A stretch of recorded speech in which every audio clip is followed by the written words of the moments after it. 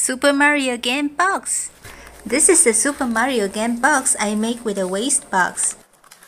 Mario can move up and down to avoid barriers. Find the box and cut out the front.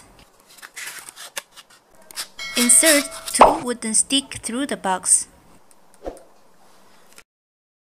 Decorate the box so that it looks real.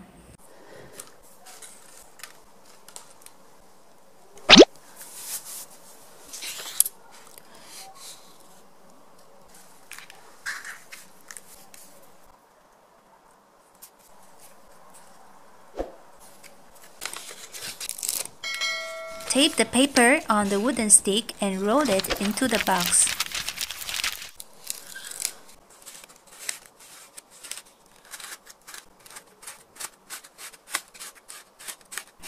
Open 2 holes in here and tie the knot on the back side of the box. Push the knot up and down to make Mario move. Roll the wooden stick and push Mario at the same time. Woo! Subscribe to my channel right now for more interesting videos. See you soon. Bye!